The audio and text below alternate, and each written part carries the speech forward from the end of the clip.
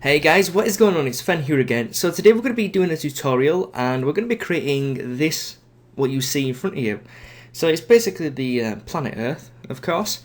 And the reason I want to do a tutorial on this is because I've been playing with Vray for the past 2 days. So I wanted to create something just to learn Vray. And I thought that while doing it, I might as well do a tutorial with it. And this is what I came up with. So this is a combination of Cinema 4D and Photoshop. I was hoping I could do this fully inside Cinema 4D, but unfortunately it doesn't really have much compositing capabilities, unlike Blender really. So I did have to use Photoshop. So hopefully we're going to keep these tutorials short as possible. So let's just get on with it. So I'm going to open up Cinema 4D. We're going to create a sphere because this is going to be our Earth. I'm going to keep it at 100 centimeters, even though the Earth isn't 100 centimeters. I just want to keep it at 100 centimeters just to try to keep it simple. So I'm going to add 100 segments because I don't want to add any hypernerbs on this because it can distort the texture. So keeping it smooth like this is, is decent. I'm going to change the type to hexadron. Yeah, this one here, hexadron. I think it's pronounced hexadron. Yeah. I'm not going to keep saying it because I know I'm saying it wrong. But that's the one we want. And the reason we want this is because it's all quads. And when we had the texture, we had the bump map, we want everything to keep as much detail as possible. And of course, if you are using like triangles, for example, at the top, you can get some pinching. Even though we're not necessarily going to see the top, it depends on which angle you use. But yeah, that's just the case. So once we've got that, I'm going to press C to make this editable. And then the first thing we really want to do is set up V-Ray, of course. So I'm going to go to the render settings. I'm going to go to standard and change it to V-Ray. Now, if you don't have V-Ray, you could probably follow along. It's not that different, so you could probably do the same with the physical or standard renderer, but of course I've started to use V-Ray, so that this is why I'm doing this. You can find V-Ray for Cinema 4D. It's not that expensive, and you can obviously find it in other means, but yeah. So that being said, I'm going to go to the V-Ray, and one of the first things I'm going to do is going to go to the environment, because if we render this out now, V-Ray really does give us a nice render just to start off with, and the background is like a blue, and this is supposed to be space, so to get accurate shading with our materials, we want this to be black, because that's technically what we're going to be using. So if we render out now, you see we get a more accurate representation of, it kind of looks like the moon actually. But yeah, so it makes a big difference. So one of the things we need to do now is go to create.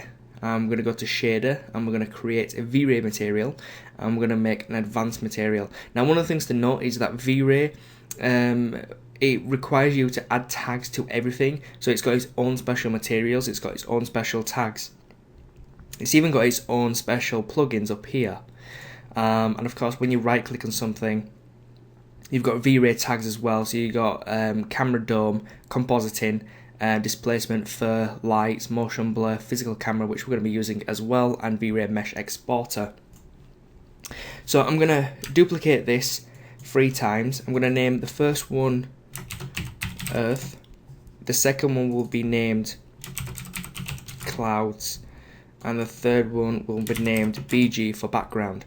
I'm going to double click on one of them, highlight them all, and go into this little preview box. I'm going to right click and go to sphere. For some reason, V-Ray doesn't like the fact that I use a custom preset here, so you just need to change it. If you haven't changed it, it'll be default as a sphere anyway, so it doesn't really matter. Okay, so the first one we're going to grab is the Earth, and we're going to drag and drop it onto this sphere. Now, we can't see anything in the viewport because we don't have a texture, but one of the things that we need to do straight away is go to the actual material tag and change the projection of the UV mapping to spherical. We also need to change, this is my personal way of doing it, but I put the offset to 125 and for the V offset, with this UV, this is the UV coordinates of the sphere, I put this to -14. That's going to give me the actual the design of this, where we've got the big Earth. I'll show you in a second, because this is kind of where your creativity comes into it. But just to show you kind of what I mean, I'm going to go to the diffuse layer, which is where we're going to add our color or texture. And I'm actually going to go to my desktop here, and I'm going to find the Earth color map, and these will all be supplied for you if you want to follow along. I'm going to click no because I don't want this map to be put in. Now this is a massive map. As you can see, the resolution is 10K plus. It's a very, very, very, very big map. You can actually reduce this if you want. You can make it a lot lower, especially if your computer can't handle it, because it is a massive image. So you won't be able to see this in the viewport. Now I'm not sure if this is something to do with Vray, but for some reason you can't see it in the viewport, which is a little weird. I'm not sure why. I think Vray only really likes like PNGs or something like that. It's not a big fan of JPEGs. But if you do a render, you'll see that it will render out the actual texture, so it's not such a big deal. So yeah, as you can see, this planet is, well, not planet, this piece of land, if you like, is over here. Now if you wanted to basically change this, I'll just put on the interactive render region and just kind of encompass this entire Earth, and I'll reduce the quality so it renders out pretty damn fast. So if you go into your tag, texture, and if you just basically reduce this or increase it, you're going to get different results. Now it might be a good idea to put seamless on, and again you can just let's see if we want to reduce this to in the plus, so you want your Earth to look like that, or maybe you wanted to bring it across like this, so you know you've got a completely different look of the Earth. I went with the 125 and -14, and that kind of gave me this result, which I kind of found nice, because in the actual image at the bottom it's basically been faded out, so you don't need to see anything down there. It's just the top that we're interested in. So that being said, this is what we've got, and what do we need to do now? Well, we need to duplicate this Earth, this sphere. We'll actually name this Earth, and we'll name this one Clouds. Now this is ideal. I know it looks a bit weird now, and that's because they're overlapping, but what we need to do is go to the Earth and go down here to the size, and we want to round this off to 200 by 200 by 200. That's going to give us a really nice Earth, and as you can see, it's actually gone back to normal, and that's simply because this Earth is bigger than the clouds. So with the clouds, what we want to do is make this one 202, 202, and 202. The reason we want to do that is because we want to give the illusion that the clouds are up from the Earth and not directly on the Earth. To give you an example, if you look here on the edges, you can see the clouds are slightly above the actual Earth, and because this is going to be transparent, it obviously looks really, really cool. It looks like there's an ozone layer around the Earth as well, which is really nice. So it adds kind of two effects. So what we're going to do is we're going to drag and drop the cloud material onto the existing material, and that will basically give us the same projections and stuff, so we don't have to change it. The other thing it does change is obviously the actual material, so it doesn't have any diffuse in it. But to sort that out, we're just going to go to the diffuse layer 1, and we're going to use the texture map in the diffuse color section. You don't need to worry about the transparency and diffuse options. And we're going to basically navigate to the clouds. We're going to open the clouds, and again we're going to click no. And it's important that you have the same U offset and V offset, and of course projection set to spherical. The reason for that is because all these images were taken from one image. They were broken up into specular, the clouds, the Earth, and all that kind of stuff. So it's important to have them at the same location, if that makes sense. So as you can see here in the viewport, we've kind of got what we want, but the problem we're having is that we can't see beneath the actual image, so we can't see the Earth anymore. Now, to overcome that, it took me a while to figure this out actually. Vray doesn't have an alpha channel per se, it has a material weight, which is technically the same as an alpha channel. So what you want to do is go onto the diffuse layer, hold and click on your texture to drag it and put it over your material weight, and then just drop it into your color map. Now this is going to do two things. It's going to basically make the clouds see-through, so we can see it's gone like a blue and a yellowy colour, and that's because it needs to be inverted. We want the black to be invisible and the white to stay. So all we do is we hit the invert button, and you will see immediately that it changes, and this looks pretty cool, right? So that's pretty much what we've got so far. Now, one of the things is the clouds are actually very, very dark. They're not bright, they're not popping, and we want them to pop. So what I did was I went into the luminosity channel and I added a white luminosity. Now if you see updates, it's way too bright. Maybe that's what you're going for, then by all means leave it at 100%, but I wanted to drop it down to about 8%. I think it was 8%. Maybe we'll just put this up to about 20% for now. Again, we can adjust this. I spent hours adjusting and tweaking this to get it to the way I liked, and even then I didn't get it to 100% the way I liked. But that being said, what we need to do now is we need to jump back into the earth material, because what we want to do is we want to add a bump to this. So we're going to enable the bump, and in the bump we're going to navigate to where our images are, and we're going to use the bump, if we can find it. There it is. Again, I'm going to hit no, and from experience and testing I know that the bump amount should be around 3 centimeters, which will give us some pretty decent details. Also, what we want to do is we want to go to the earth, the clouds, sorry, and we also want to add a bump to the clouds, but we just want to add in this texture again, and I want this to be about 0.5, because we just want the clouds to have a little bit of detail, but not a lot, because you're not really going to see the clouds that much, so we don't need to add that extra render time, but it does help out. Now, looking at this, I know it looks a bit blurry, and that's because the actual render settings are down, but if we increase them, it does take a little while to actually render out. That's why I just want to do a little preview, and that's why I keep this very low, because at the minute I'm just adjusting, and that's what you should be doing. It's all about tweaking. So once we've got that, what else do we need to do?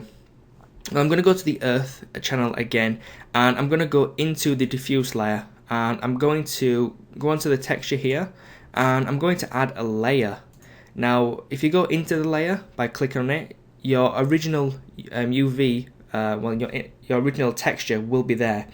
But what I want to do is I want to add another one. So I'm going to go to image, and I want to use the lights. Now the lights are around here somewhere, here, called night lights. I'm going to put that in and hit no, and it's going to go above. Now you'll see in the viewport that it changes quite a lot. I couldn't figure out how to blend these properly inside Cinema 4D, so what I ended up doing was changing this to screen, and it kind of gave the illusion that you could still see lights. Now this will come more apparent when we actually add our own lights in. At the minute we're just trying to set up the textures. So that's kind of what I did there. I also added some luminosity to the earth, and that was a black luminosity, and it was set to 8%. The reason I did this was because I believe the earth was a bit too vibrant. It'll become apparent when we add lights, but this is kind of what I did for the materials. So speaking of lights, it's probably a good idea to actually set up these lights right now. So one of the things that's going to add render time to this is when we turn on global illumination. So we do need to be careful. But one more thing before we actually get into that, go back into the earth, and we're actually going to go to the specular. We're going to turn on specular for the earth, and we're going to go into the specular map, and we're actually going to add the specular mask in. And what it's going to do is we need to invert this again. So if we click onto the material and we change the black points to 1, and if you're getting some lag, it's because it's trying to render in the background, so you might want to turn that off, and then put the white point to 0, and that's just going to flip them around. Now, if you look in the preview here, it should update, and it will basically make the water more reflective and the earth less reflective, or the ground if you like, and that's a really nice way just to get the illusion that the water actually is a reflective surface. So yeah, once we've done that, we're going to turn off this render region, and we're going to go into the render settings. We're going to go to the output, and I'm going to put this to 1920 by 1080, and that's going to be our final render view. So I'm going to divide that by 3, and that's going to give us 640 by 360. That way, when we actually put this to our final output, we're going to have everything set up where we want it. So when we add the camera, it doesn't matter what size we put it in, it's going to basically keep everything in because we've scaled down from our final output. So that being said, what we're going to do is go to the V-Ray, and we're going to go to the global illumination, and we're going to turn on GI. I'm going to use a preset of very fast, and I'm going to go into the light cache and basically check on use light cache for glossy rays, because we've got some specular in there. We want this to render out faster, so if we can cache them glossy rays, then by all means it's going to be faster. So if we just get this positioned, let's say it was something like that, and then what we can do is we can actually go and add a camera. We can right click on the camera, and we can go down to the V-Ray bridge tags, and we can put on a physical camera. Now it's important to have a physical camera because it works better with V-Ray. So what I'm going to do is I'm just going to grab this render region, and I'm just going to select an area here for it to render out. And we can see the differences that the GI makes and the actual camera makes. Again, this can all be adjusted. Now I'm not sure how long this will take, but hopefully it doesn't take too long. So it's going through, and actually I don't think it might actually render anything out because we do have GI on, but we've got no lights. So yeah, it's not actually going to render anything out. So let's get our first light in.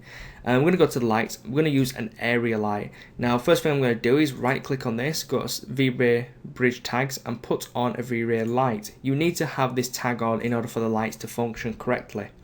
So I'm going to come out of the camera by clicking this little white icon. It'll turn to black, which means we are no longer in camera mode, so we can move around without affecting the camera. Now this is going to be our overlight, this is going to be the top light if you like. So let's rename it to top, and we're going to rotate it. Now it's important which way you rotate it. If you look carefully, you'll see this little blue line. That's basically representing the direction of the actual camera. Sorry, not camera, the light. So what we're going to do is we're going to increase this a little bit, not too much, just to cover the entire earth. And we're going to move this up, like so. Something like that. And that should be okay. So what we can do now is actually go back to the camera view, and we can just do a quick render in the viewport and just kind of see what this looks like. So you're going to spend a lot of time doing this type of thing where you're rendering it out and seeing if it looks good, rendering it out, you know.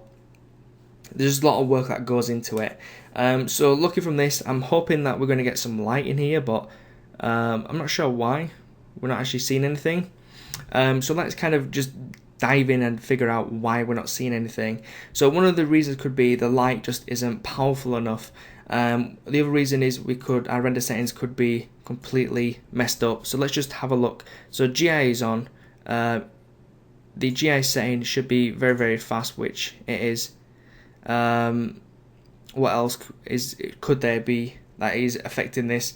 I think it's just the light personally. So let's increase the light to maybe 4, and we can just use the interactive render region and just kind of get a better look. And as you can see something in the viewport now. So that basically just means that it's there, but because we're using a physical camera, we can't really see anything. So the best thing to do is go onto the camera, and we want to go down to the film ISO, f-stop and shutter speed. We want to first reduce the f-stop. I'm going to put it down to 3, and as you can see, the earth has completely brightened up. The entire scene has brightened up. So we're getting somewhere. The shutter speed could be lower, so I'm going to put this to 100, And because we've got this interactive render region, we can kind of see what's going on. And so far it's pretty decent. We've got the bright light at the top, which is basically giving us the illusion that the sun is up there, and that's where pretty much all the light source is coming, so that's good. As you can see, we've got a really sharp reflection here, and that's because in the earth we need to go to the specular layer. And this is one of the things that you need to remember as well. With V-Ray, reflection isn't actually a reflection layer, the specular is your reflection layer. I'm not sure why that is, but it just is. So what we're going to do is we're going to actually reduce the glossiness reflection to something maybe like 8, and you'll see in the viewport when it updates it'll be a little less sharp and a lot more glossy. So that looks pretty cool. We can actually reduce it a little bit more, maybe 6.6, something like that, just to kind of diffuse that reflection, because we want it to have some reflection because it is water, but we don't want it crystal clear, especially showing the light. So what we want to do now is go into the actual light, and we want to enable shadows. Shadows will help us give some depth to it, because it will basically give shadows to the actual clouds and stuff like that. So that will help. We also want to go to possibly the area light, and we want to turn the invisibility on, because we don't want to see the light in some cases, depending on how far back you're going to be from the earth, but just to make sure, we're going to do that. So what we want to do now is come out of the camera mode, and we want to duplicate this light, and I'm going to turn off the interactive render region. Actually, let me just leave it on, and I'll put it really low, just to give you an update. It's actually quite cool to see it. I know there is an application or plugin you can get for Cinema 4D called Solid Rocks or SolidWorks. It's one of them two, and it basically does the same thing. It gives you an interactive render area, and it just basically speeds up rendering. So that might be something to look into as well. Anyways, we're going to name this back, and what I'm going to do is I'm going to change the colour of this. So I'm going to go to common and change this to kind of a blue colour. This is what I did in the actual main one, and the reason I changed it to blue is simply because I wanted to kind of give the illusion that the backlit of the earth is kind of, you know, like a halo effect, if that makes sense. Unfortunately, you can do that with Cinema 4D if you use a glow. However, I couldn't figure out how to use the glow with V-Ray, so I ended up just using this. So if we go back to the render in our camera view and just give it a quick render with the interactive region, you can see it doesn't do much, but it does give us this illusion of a highlight around the edge, which is kind of nice. You might not be able to see it with this low quality render, but at the minute we're just kind of blocking things in. So that being said, let's just update this a little bit, well, increase the quality, and yeah, it looks okay, and we're getting there. It's a little bit shallow, we're getting there. So what I did also was I added a final light, which is pretty much a duplicate of the front, but the actual the brightness or the intensity was like 0.5. It was really low, and the reason for that is because I just wanted to give the front a bit of a highlight. So what I had to do was rotate this round and kind of navigate it into place, and of course just put it on the front and just, you know, kind of position it where I wanted it. And unfortunately we did actually move the camera because I forgot to come out of it, but that's one thing you want to kind of do. If you want the camera to stay where it is, even if you want to don't want to move it by accident, you can right click and go to tags, Cinema 4D tags, and put on a protection tag, and then it won't allow you to move it even if you are in the camera view, but that's okay. So let's just do an interactive render region, and you can kind of see it's just brightening up the front a little bit. Again, you can just increase this if you want. Maybe we can put this to 1 instead, and you can see it just brightens it up a little bit, which is nice. So that being said, let's just go into the background now because we're kind of coming to the end. I don't want to make this tutorial too long, but you would spend a lot more time tweaking these to how you would want them. So I'm going to add in a plane, and I'm going to basically put this on the Z plus, and I'm going to make this let's see, 600 by 600, and I'm going to put the width and height segments to 1, and that's enough just to cover the back. So what I'm going to do now is grab the background and plop it on the plane, and I'm going to go into the background, and I'm just going to find in the diffuse the actual background image, which is here. It's just a random one that I took off of Google, nothing fantastic at all. I'm going to go into the actual settings here on the tag and switch the projection to cubic. I'm also going to check on seamless, and everything else is fine. Now again, you can't see it in the viewport, so just do a quick render. Let's do something like this, and we'll just see what this looks like. So as you can see, it's slowly loading through, and it's looking pretty good so far. I'm actually quite happy with the way this one's turning out than the other one. So yeah, that looks pretty decent. We've got some pretty nice lights. The bump looks pretty decent. There's a few things we could do, which I will show you once this is rendered out. There's like one more thing that I did, which was changing the gamma of the scene. And to show you that properly, it will be ideal to have the interactive render region on. But if you're following along, probably now is the time that you could just render this out and take it to Photoshop.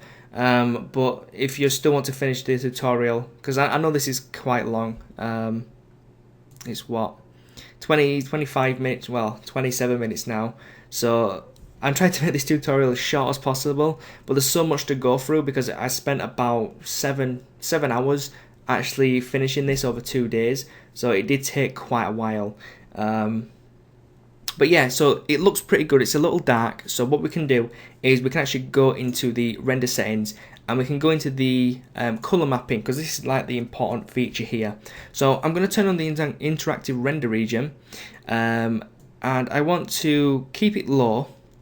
But the problem with the interactive render regions, whenever you move your cursor, it just updates, which is really annoying. So this is what we've got so far.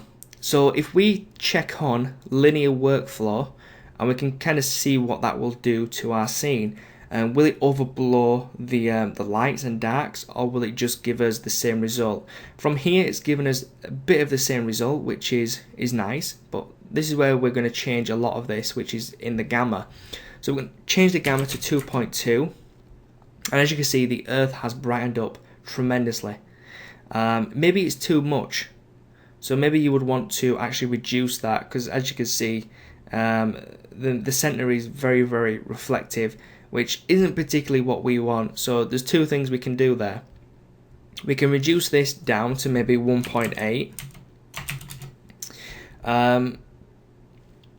We can also jump into the earth material and go to the specular and just reduce the specular here down to maybe something like 50.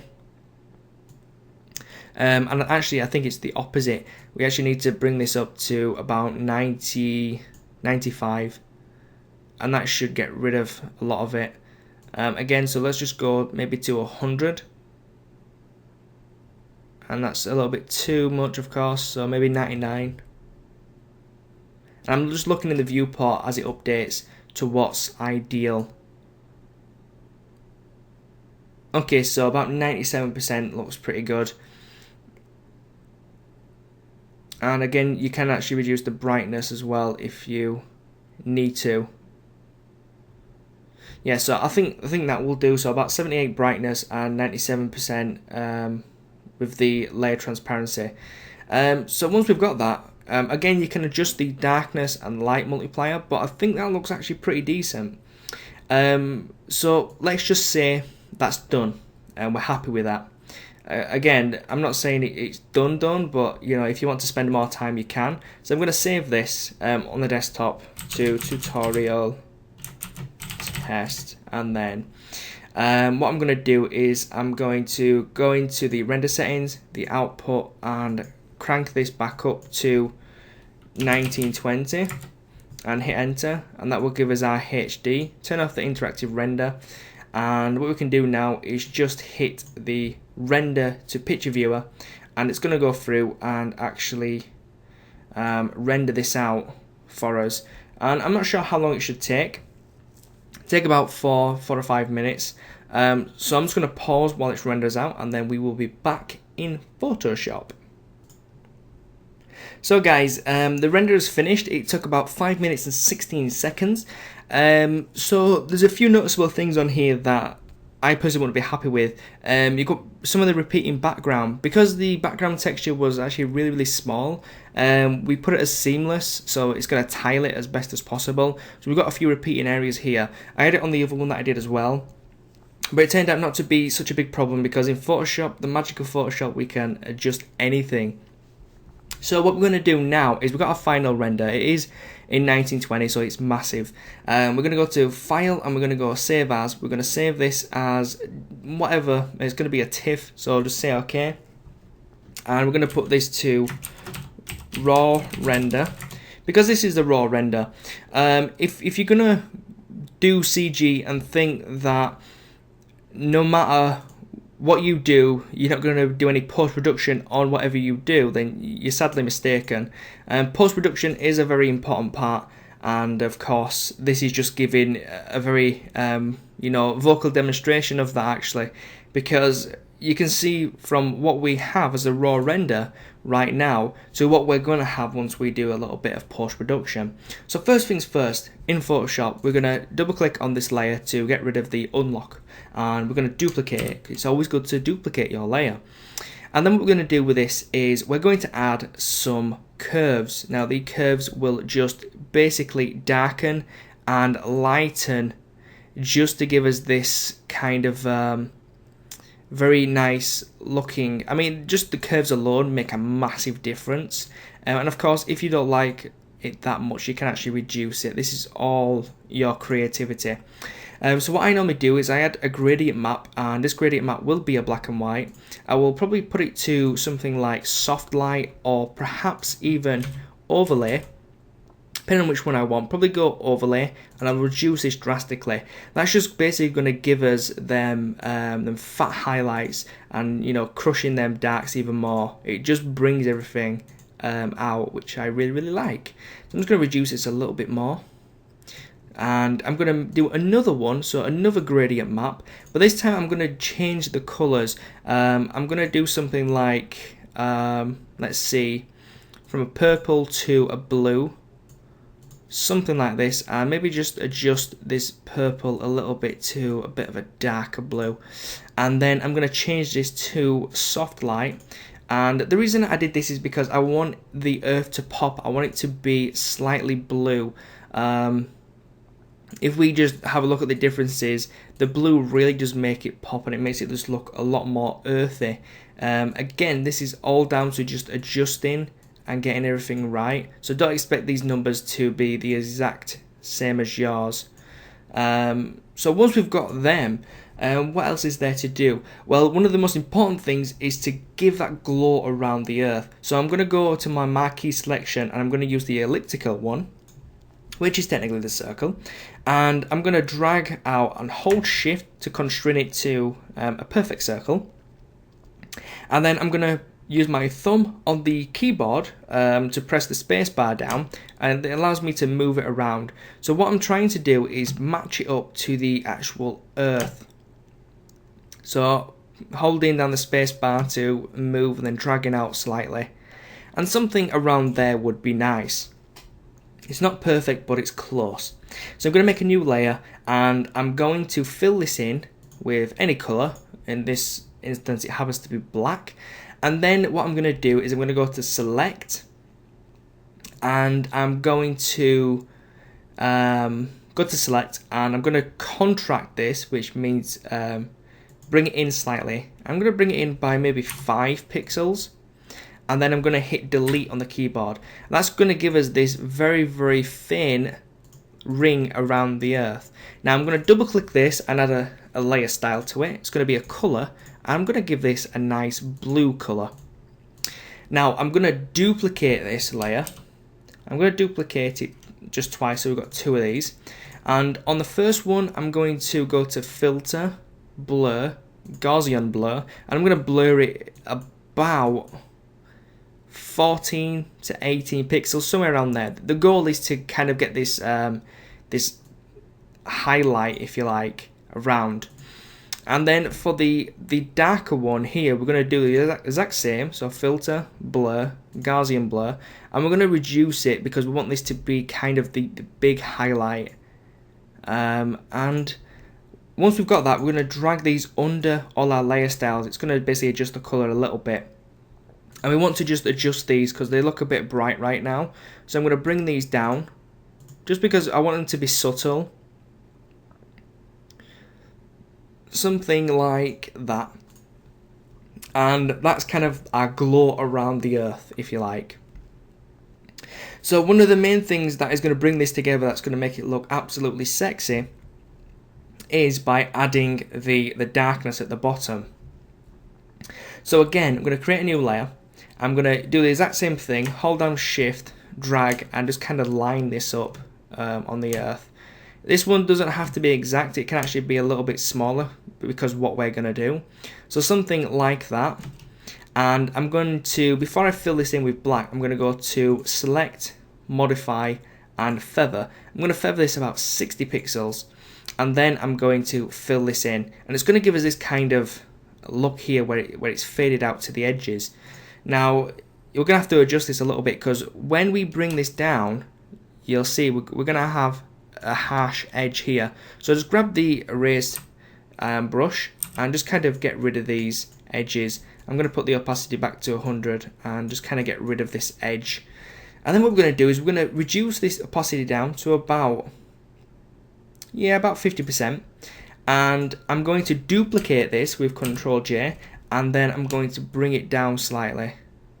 And then Ctrl J and bring it down slightly. Ctrl J and bring it down slightly.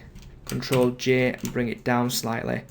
And then we just need to adjust this, something like that.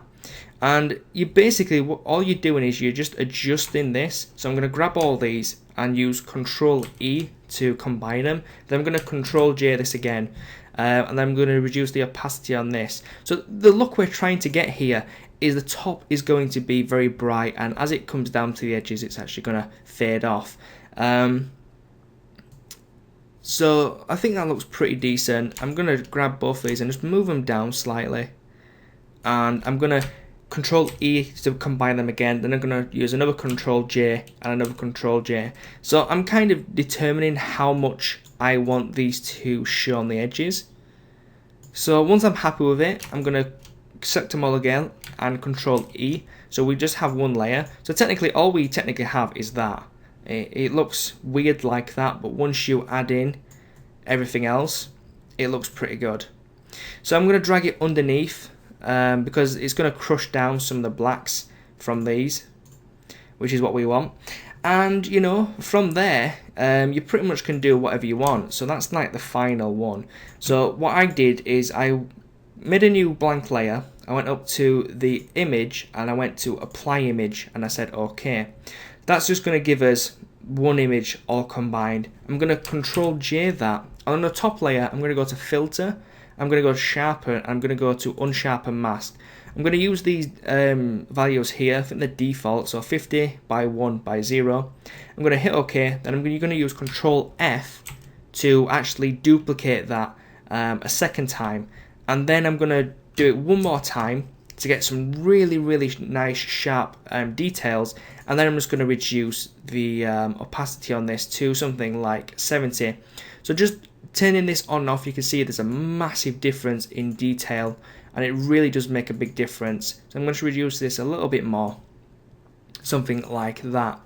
And pretty much from here you can do anything else you wanted to. So what I'm going to do is make another layer, and I'm going to go to image, apply image. So we have one final image, and I'll name that final.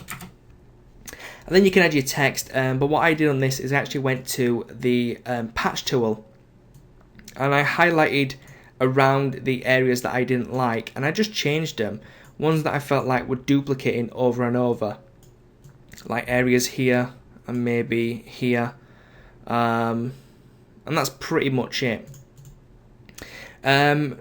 So from there, you can pretty much do anything you want. You can add some more layer styles if you want. If you wanted to, let's say for instance, add a color balance. This is where you can get really creative, and you can bring out different colors.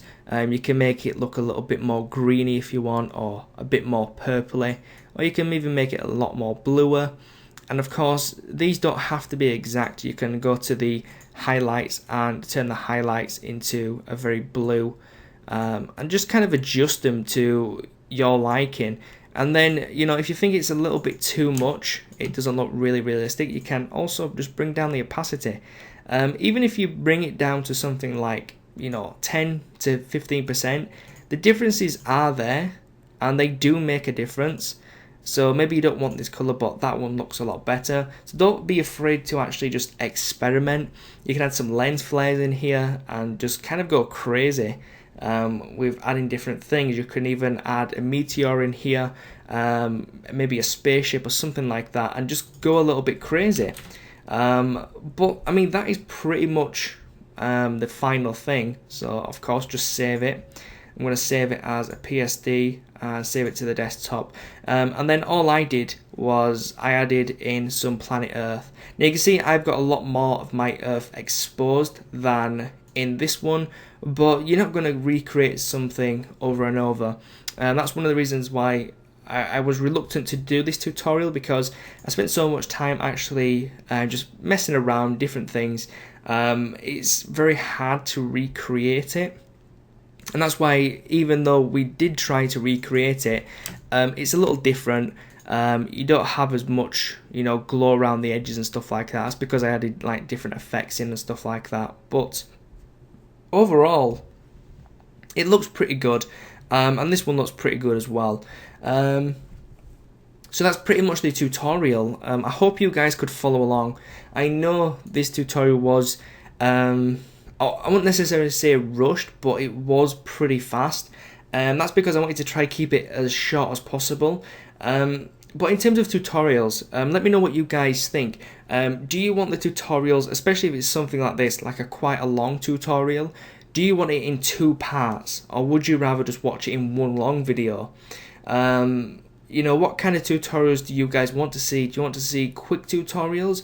Would you rather that I just told you specific settings to get to the goal? Or are you happy watching through, just kind of changing settings and making sure everything looks okay?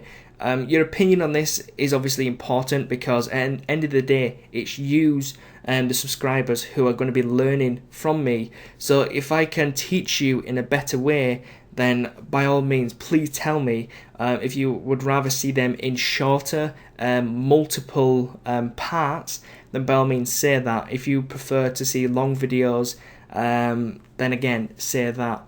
And if you want to see any tutorials on anything specific, like how to make a glass, or how to do this or do that, then please let me know, and you know, I'll see what I can do. I'm pretty confident in Cinema 4D. I'm pretty confident in Photoshop. So if there's any like 2D tutorials you want to see, then by all means say so. And that's pretty much it. So I hope you guys enjoy this tutorial. I really loved the outcome. I'm really happy with the outcome of this one. The one that we did in the tutorial looks good, but again, I didn't take as much time on this one as the other one, so that's kind of like the only thing that's different. And don't forget, guys, the applications that you use are nothing but tools. Everything you design is down to you and only you. If you're stuck for ideas, go look for inspiration. And that's pretty much all I can really say. From the raw render that we had, you know, just showing you here, the raw render that we had to the final outcome, which is this, you know, it's kind of like heaven and earth. They're completely different, and that's kind of what you need to think. If something isn't looking right in Cinema 4D, then take it into Photoshop, add some different effects, and see if you can actually make it look better, and just kind of go from there. So that's pretty much all I wanted to say, guys. Thank you very much for watching, and I will catch you in the next episode. Peace.